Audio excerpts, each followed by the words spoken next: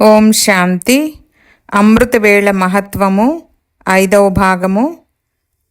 ఒక్క విషయం స్మృతిలో ఉంచుకోండి.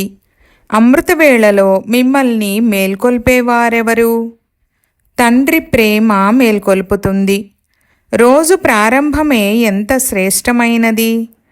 తండ్రి స్వయంగా మిమ్మల్ని కలుసుకునేందుకు పిలుస్తారు. ఆత్మిక సంభాషణ చేస్తారు. శక్తులను నింపుతారు. కనుక ప్రతిరోజు ప్రారంభ సమయము ఆదికాలము ఎంత శ్రేష్టమైనది.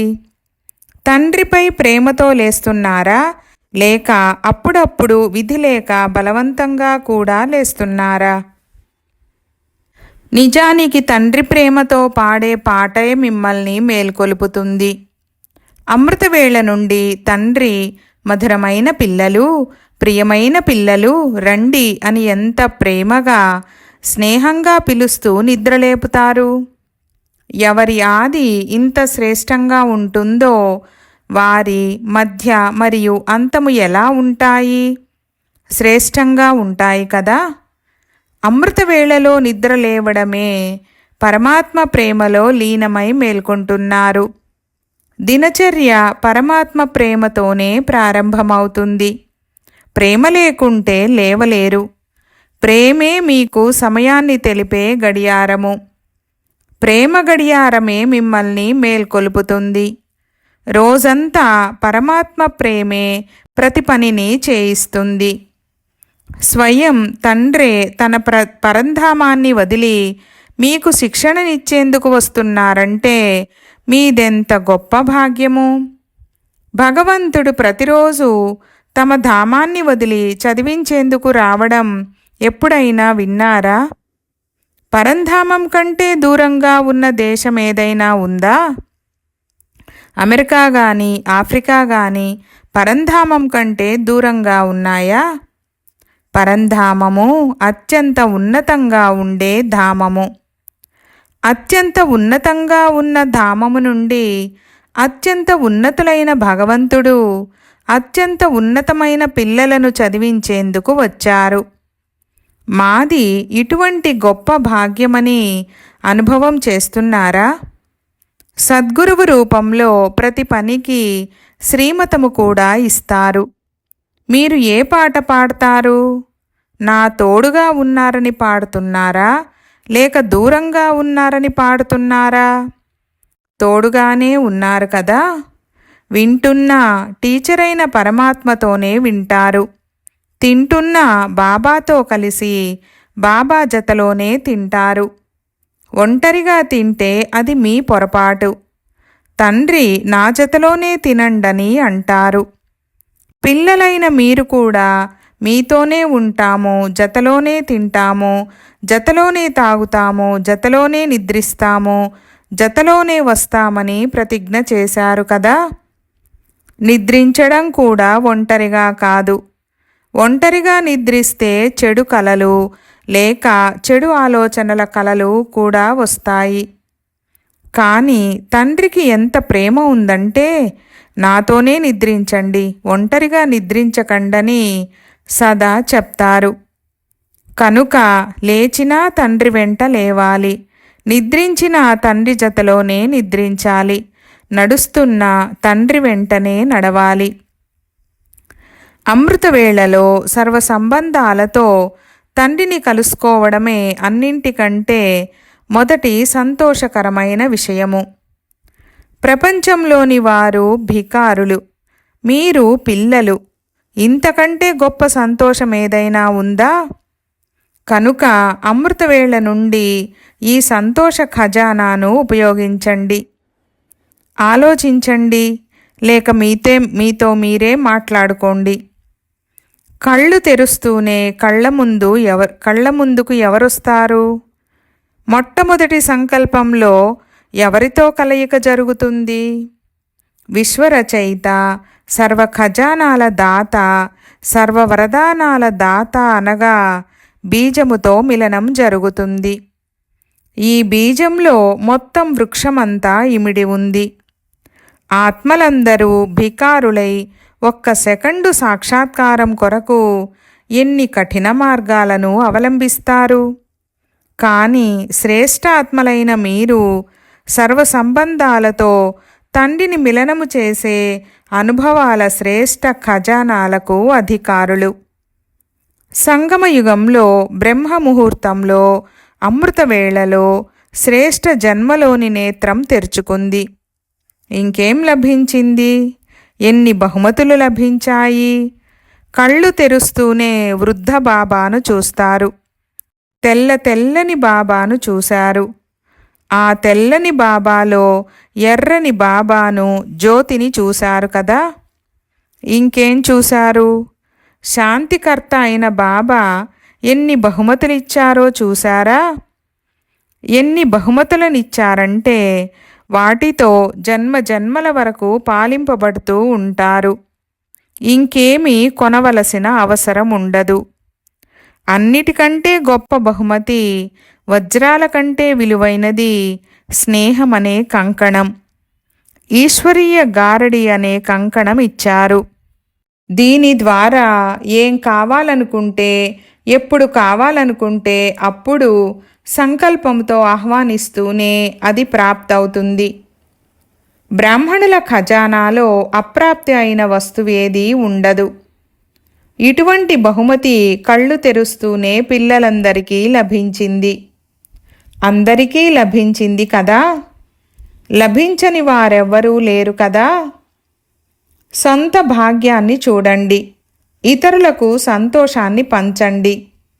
ఇప్పుడు ప్రపంచంలోని వారందరికీ ఉదయం లేచినప్పటి నుండి స్వయాన్ని గురించి కానీ, తమ పరివారము గురించి కానీ, కార్యవ్యవహారాల గురించి కానీ, బంధుమిత్రుల గురించి కానీ ఏదో ఒక చింత ఉంది. కానీ మీరు అమృతవేళ నుండి చింతలేని చక్రవర్తులై రోజును ప్రారంభిస్తున్నారు. ప్రతి పనిని నిశ్చింత చక్రవర్తులై చేస్తున్నారు. బాబ్దాదా అమృతవేళ నుండి ప్రతి పుత్రునికి ఎన్ని విధములైన భాగ్యాలు నిర్ణయింపబడి ఉన్నాయో చూస్తున్నారు. అమృతవేళలోనే భాగ్యం తీసుకొని వస్తున్నారు.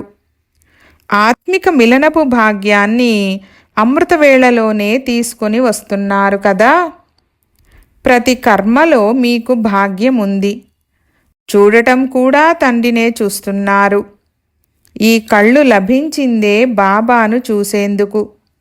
ఈ చెవులు లభించిందే బాబా మహావాక్యాలు వినేందుకు. కనుక ఇది గొప్ప భాగ్యం కదా.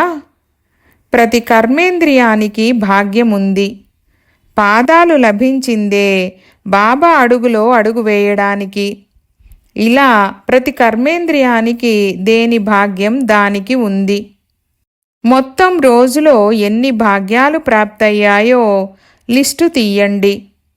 బాబాను చూశారు, బాబా మహావాక్యాలు విన్నారు, బాబా జతలో నిద్రించారు, బాబా జతలో తిన్నారు, అన్ని పనులు బాబా జతలో చేస్తున్నారు. సేవ చేసినా బాబా పరిచయం ఇచ్చి బాబాతో కలుపుతున్నారు. కనుక మీది ఎంత గొప్ప భాగ్యం. అమృతవేళలో బాబ్దాదా పిల్లల భాగ్యాన్ని మహిమ చేస్తారు. స్వయాన్ని మొత్తం ప్రపంచం మధ్యలో మెరిసే విశేషమైన భాగ్య నక్షత్రంగా అనుభవం చేస్తున్నారా? ఎంత భాగ్యశాలురంటే స్వయం తండ్రే మీ భాగ్యాన్ని మహిమ చేస్తున్నారు. ఇంతకంటే శ్రేష్ఠ భాగ్యం మరెవ్వరికైనా ఉంటుందా?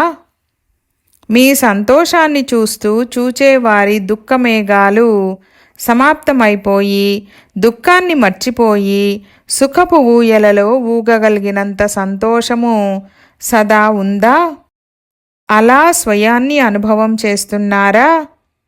పరశువేది సాంగత్యంలో ఇనుము కూడా బంగారుగా అయిపోతుందని మహిమ ఉన్నట్లు పారసమణులైన మీ సాంగత్యంలో ఇతర ఇనుప యుగపు ఆత్మలు బంగారు యుగం ఆత్మలుగా అయిపోవాలి.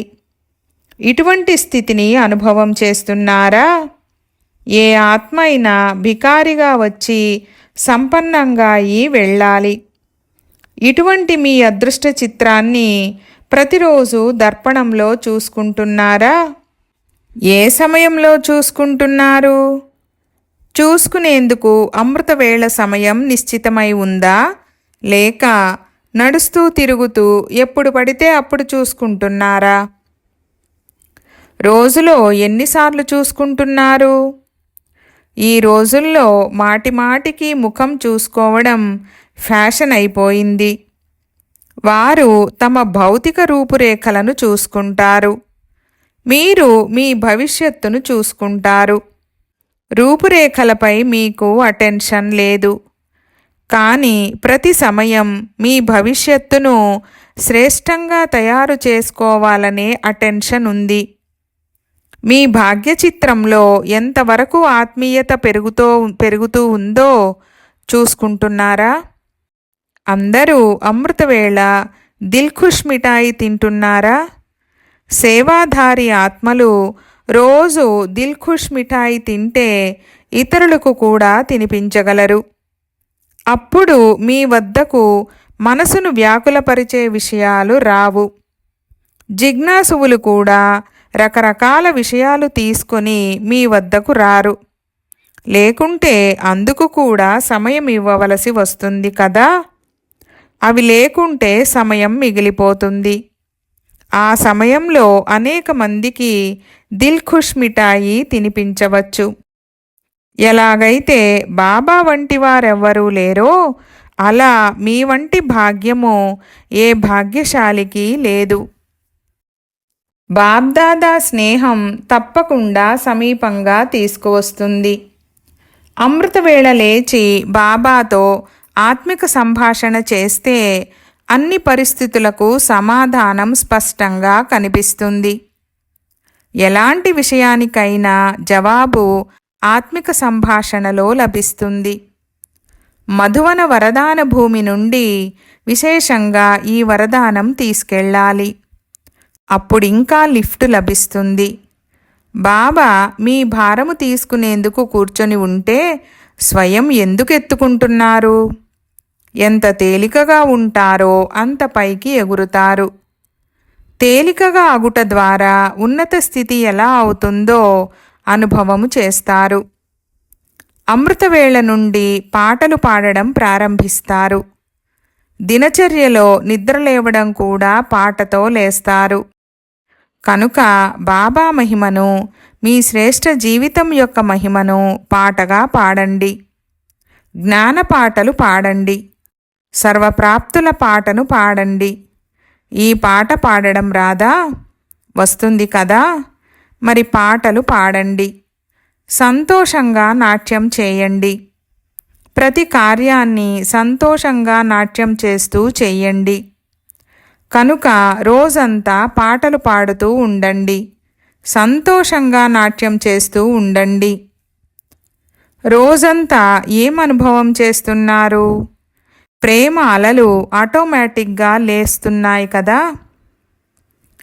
జ్ఞానసూర్యుని కిరణాలు లేక ప్రకాశం ఎంతెంతగా పెరుగుతూ ఉంటాయో అంత ఎక్కువగా ప్రేమ అలలు ఉవ్వెత్తుగా లేస్తూ ఉంటాయి. అమృతవేళలో జ్ఞానసూర్యుని జ్ఞానమురళి ఏమేం చేస్తుంది? అలలు బాగా పైకి లేస్తాయి కదా. అందరికీ అనుభవం ఉంది కదా. జ్ఞాన అలలు, ప్రేమ అలలు, సుఖపుటలలు, శాంతి మరియు శక్తుల అలలు పైకి లేస్తూ ఉంటాయి. ఆ అలలలో ఇమిడిపోతూ ఉంటారు.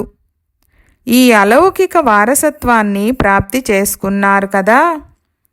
బ్రాహ్మణ జీవితం అంటే ఇదే. అలలలో ఇమిడిపోతూ సాగరం సమానంగా అయిపోతారు. అమృతవేళలో విశేషంగా ఏ అలలలో తేలియాడుతున్నారు? బాబ్దాదా స్నేహమనే అలలలో తేలియాడుతున్నారు కదా. ఆత్మలందరిలో ఒక్క తండ్రి తప్ప వేరే ఏదైనా జ్ఞాపకముందా? సహజ స్మృతి ఉండినదా లేక కష్టపడాల్సి వచ్చిందా? అయితే సహజంగా ఎలా అయ్యింది? స్నేహము వలన. కేవలం ఈ ఒక్కరోజు మాత్రమే స్నేహముందా? సంగమ యుగమే పరమాత్మ స్నేహాన్ని పొందుకునే యుగము. కనుక యుగ మహత్వాన్ని తెలుసుకొని స్నేహ అనుభూతులను అనుభవం చేయండి. స్నేహసాగరుడు స్నేహమనే వజ్రాలను, ముత్యాలను పళ్ళెములలో నింపి ఇస్తున్నారు. కనుక స్వయాన్ని సదా నిండుగా చేసుకోండి. కొద్ది అనుభవంతోనే సంతోషించకండి, సంపన్నమవ్వండి. భవిష్యత్తులో స్థూలమైన వజ్రాలు, ముత్యాలతో అలంకరించుకుంటారు. ఈ పరమాత్మ ప్రేమ అనే వజ్రాలు, ముత్యాలు అమూల్యమైనవి. కనుక వీటితో సదా అలంకరించుకొని ఉండండి. ఓం శాంతి.